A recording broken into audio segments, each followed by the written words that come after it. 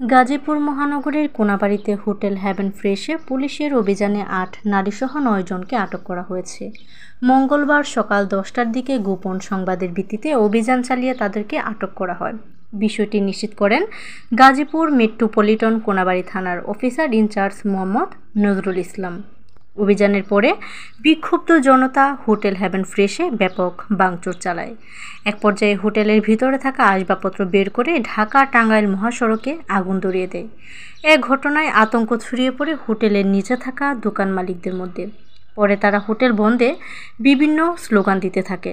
খবর পেয়ে কোনাবাড়ী থানা পুলিশ ও সেনাবাহিনীর সদস্যরা ঘটনাস্থলে পৌঁছে বিক্ষুব্ধ জনতাদের বুঝিয়ে রাস্তা থেকে সরিয়ে দেয়।